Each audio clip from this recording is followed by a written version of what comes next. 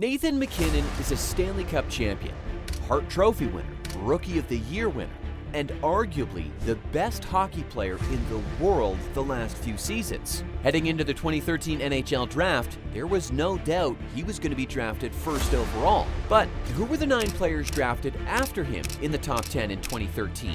And have any of those players outperformed him so far in their career to make an argument that they should have been taken first overall that year? Let us know what you think after we dive into the 9 players drafted after MacKinnon in 2013. Let's dive in.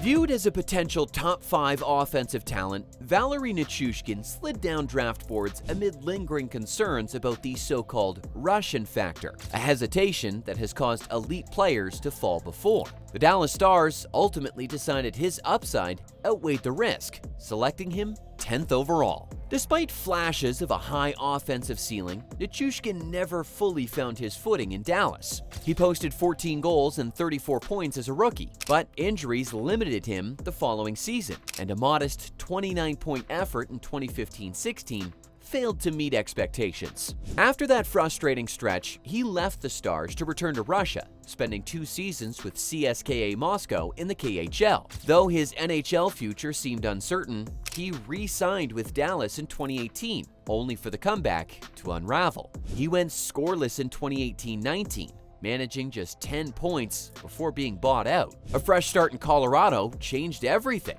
With the Avalanche, Nichushkin settled into a reliable, defined role and became an important contributor, helping the team win the Stanley Cup in 2022.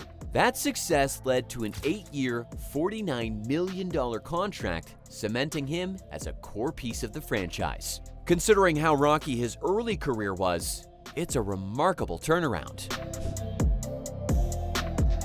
The circumstances surrounding a player's arrival can often shape how their entire career is judged, sometimes unfairly overshadowing what they accomplish on the ice. That expectation followed Bo Horvat from the start, as the Vancouver Canucks selected him 9th overall with the pick they received for trading away Corey Schneider, widely viewed at the time as the franchise's goalie of the future. In the years that followed, Horvat steadily wrote his own narrative in Vancouver, one defined by consistency and reliability rather than the price paid to acquire him.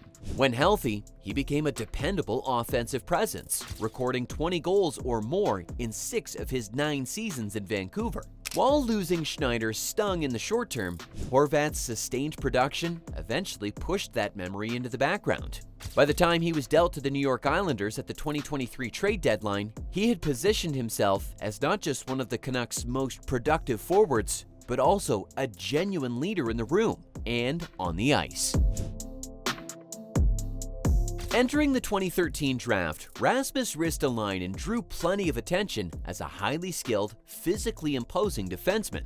Many evaluators viewed him as the second-best blue liner available behind Seth Jones, believing his size and ability would allow him to step into the NHL quickly. Although there was some talk he could slide out of the top 10, the Buffalo Sabres used the 8th overall pick on him, betting on his potential to grow into a true top-pair defender. Ristolainen's development took time, but by the 2015-16 season, he began to find his stride. He recorded 9 goals and 41 points while logging a massive 25 minutes per night, a breakout that convinced Buffalo to reward him with a 6-year, $32.4 million contract that summer. From that point on, he became one of the Sabres' most relied upon players, routinely eclipsing 40 points and averaging more than 26 minutes of ice time per game as the team's primary workhorse on defense. After years of speculation about his future, Buffalo eventually dealt Ristolainen ahead of the 2021 NHL draft, sending him to the Philadelphia Flyers in exchange for the 14th overall pick, a 2023 second-round selection, and defenseman Robert Hagg. Since arriving in Philadelphia, Ristolainen has worked to establish himself in a new environment. While his performance hasn't been flawless, he has delivered a steady foundation as he looks to build around the strengths that have defined his NHL career. After owning the first overall pick in 3 consecutive drafts, the Edmonton Oilers entered unfamiliar ground in 2013. selecting 7th overall. With their previous top picks spent on elite forwards, the organization clearly needed to shore up a thin blue line, leading them to choose Darnell Nurse as one of the top defensemen available. Nurse didn't become a full-time NHL regular until the 2015-16 season, and his early game was raw, but steady progress followed. His growth became especially noticeable in 2017-18, when he recorded 26 points over 82 games, while logging roughly 22 minutes of ice time per night. Though he has never been a flashy defenseman, Nurse has developed into a dependable presence capable of handling heavy minutes without issue. For a team built around elite offensive stars, that kind of stability on the back end is exactly what Edmonton needs to balance its roster and build toward long-term success. There was little question early on that Sean Monahan looked destined to become a cornerstone player for the Calgary Flames. After scoring 20 goals in a standout rookie season, he quickly established himself as one of the league's most reliable scorers, reaching the 20-goal plateau in 7 consecutive seasons and surpassing 30 goals in just his second year. That production convinced Calgary to commit long-term, signing him to a 7-year deal in 2016 and firmly tying the franchise's future to the young center. Not long after that contract, however, Monahan's career trajectory began to shift. Injuries steadily limited his availability and effectiveness, and by the 2021-22 season, he had fallen down the depth chart under Daryl Sutter, no longer a focal point in the lineup. During the 2022 offseason, the Flames moved him to the Montreal Canadiens, attaching a first-round pick simply to clear his cap hit. Monahan rediscovered his form in Montreal, which led to another move in 2024 when he was traded to the Winnipeg Jets for draft assets. That same year, he signed with the Columbus Blue Jackets as a free agent and capped off his comeback by winning the Bill Masterton Memorial Trophy in his first season with the club, a fitting recognition of his perseverance and resilience.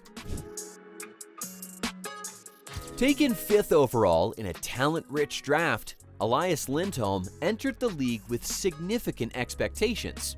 His NHL career began on a fast track as he cracked the Carolina Hurricanes' opening night roster in 2013-14 at just 18 years old and became the youngest Swedish-born player to score an NHL goal that season. After that promising introduction, Lindholm settled into a steady but unspectacular role in Carolina. His production was consistent, typically landing in the 40 to 45 point range, yet it never quite matched what you'd expect from a top 5 pick. And he failed to break the 20-goal barrier during his time with the Hurricanes. That ceiling eventually led to a change, as Lindholm was dealt to the Calgary Flames alongside Noah Hanifin in the blockbuster trade that sent Dougie Hamilton to Carolina. The fresh start paid off almost immediately. In Calgary, Lindholm unlocked another level of his game, posting 27 goals and 78 points in 2018-19, and then erupting for 42 goals in 2021-22, firmly establishing himself as a true top-line forward.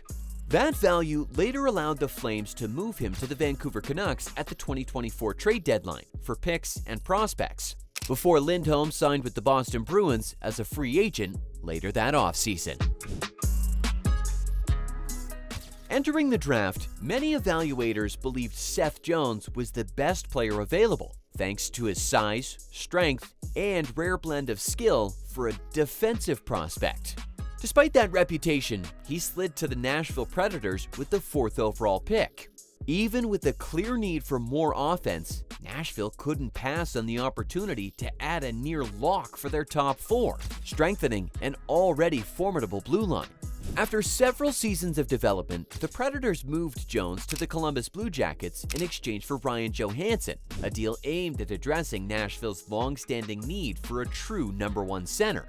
In Columbus, Jones grew into the elite, top-pairing defenseman many projected him to be on draft day, while Johansson also delivered solid value in Nashville, making the swap a rare example of a genuine win-win hockey trade. That arc continued in the 2021 offseason, when Columbus opted to trade Jones to the Chicago Blackhawks for a massive return rather than commit to re-signing him.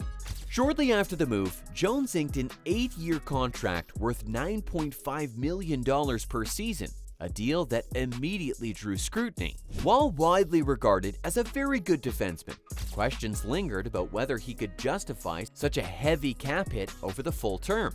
Ultimately, that burden didn't fall back on Columbus, as Jones was later moved again, this time to the Florida Panthers at the 2025 trade deadline. After opening the lockout-shortened season with a 7-1-0 record, the Tampa Bay Lightning unraveled down the stretch, a collapse that cost head coach Guy Boucher his job and left the organization holding the 3rd overall pick. Despite an obvious need for a high-end right-shot defenseman to complement Victor Hedman, Tampa Bay couldn't pass up the elite offensive upside of Jonathan Drouin, selecting the Halifax Moosehead star 3rd overall. With a talented core already in place, Drouin appeared poised to make an immediate impact, but his development took a less direct path. He was returned to Halifax to start the 2013-14 season and never truly found stable footing with the Lightning, bouncing between the lineup and the press box amid inconsistent usage. Frustration mounted on both sides, eventually leading the young forward to request a trade. After 3 turbulent seasons, Tampa Bay moved Drouin to the Montreal Canadiens in exchange for defensive prospect Mikhail Sergachev.